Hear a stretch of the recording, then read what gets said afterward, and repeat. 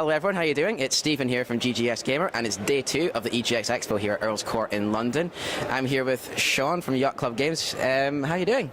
I'm doing great. It's been an awesome show so far. Yeah, I mean, I did Gamescom, and so now coming to EGX is just really, really excellent. Yeah.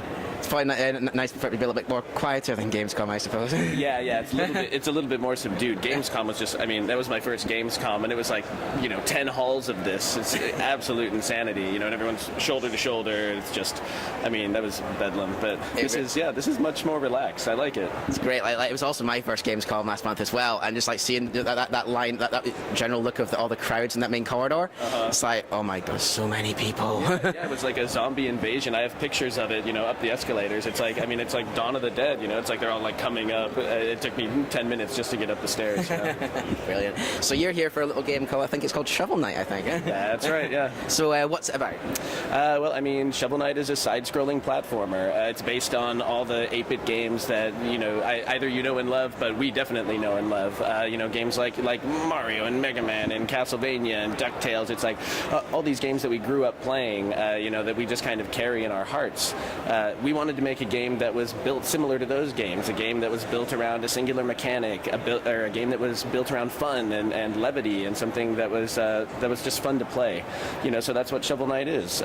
It's built around only one thing, the shovel. So you can jump, you can swing your shovel, and you can aim your shovel down and do a move called the shovel drop to break blocks below you to defeat enemies, and to do everything in the game. It's all built around the shovel. But because you know what you can do as the Shovel Knight, then it's like the entire world is just open to you, and you can explore it kind of at your leisure. Oh, so it's like because you have this shovel of awesome, it's now you are this amazing man, I suppose. Yeah, absolutely. Brilliant. So obviously there are a lot of things from the lovely golden age of video games with the NES and things like that. There are a lot of things that people didn't like. How have you sort of managed to take all what we loved about those games from back yonder, but making it a bit more relevant to today? Well, as I said, we built our game around that singular mechanic, and when we were making this game, we had to really think about, well, what do we want to keep from those days, and what do we think is no longer relevant, or what's not going to be good game design or good gameplay. So, I mean, one of the things that we did was we removed the lives system. So, in a lot of games on the NES, you would have 3 lives, and then when they were gone, you'd have to completely start over from the beginning.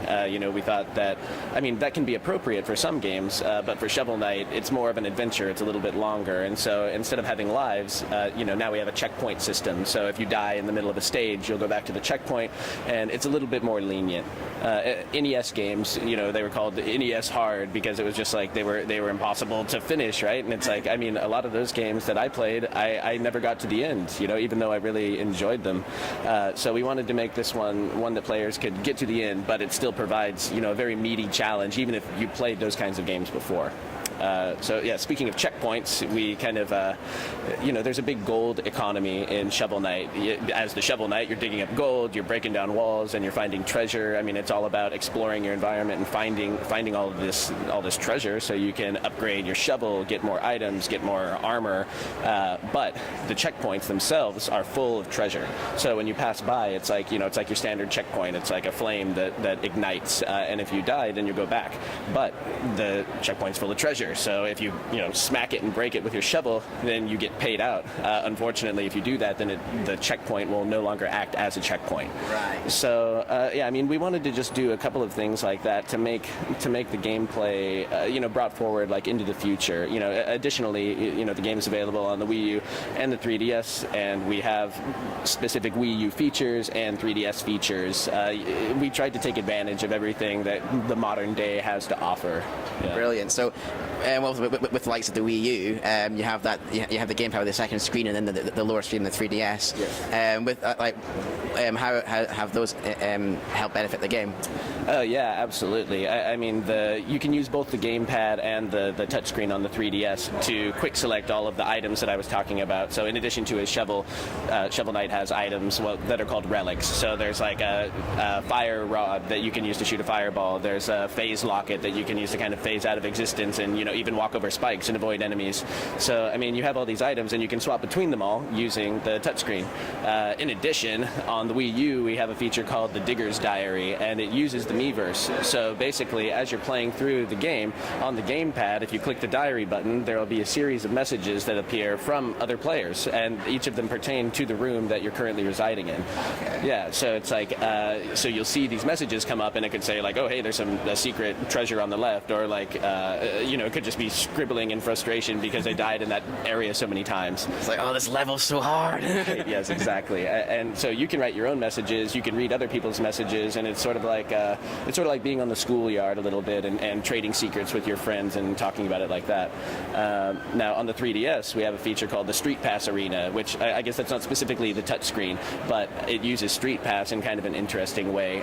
It's set up where you have two Shovel Knights, and they're each on the other, on one end of a stage, and they're gems that are set up, and you have 5 seconds. Your objective is to collect the gems and defeat the other Shovel Knight. However, because it's Street Pass and you haven't met that other Shovel Knight yet, you don't know what the other Shovel Knight is going to do. So you're basically taking 5 pre-recorded seconds of footage of your Shovel Knight jumping around, trying to slash, defeat the other guy, and then pick up those gems. And then when you pass, both of your data is swapped, and you get to kind of see how it plays out. It's a little ridiculous, but as you continue to play, you get to see that there's a strategy to it. And I've been doing it just back and forth, playing at all these cons, and street passing with my own game, and it's just been a blast, especially because I'm not really that great at it myself. Brilliant, cool. So Shovel Knight was Wii U and 3DS. When might we see it being released? Okay, well, the localization is all done. Everything is all wrapped up, and it's been submitted. So, hopefully it's not going to be months. It should be very, very soon. And as soon as we have a release date, we'll make sure to let you know. It's been out in North America for a while, so I want to apologize for it not being available yet, but it's coming. So yeah, it's very, very soon. Brilliant. So, yep, look out for Shovel Knight when it hits the Nintendo eShop in not too long. It's been Stephen and Sean. Thank you very much for taking the time to talk to us. Have a good one, guys, and we will catch you later.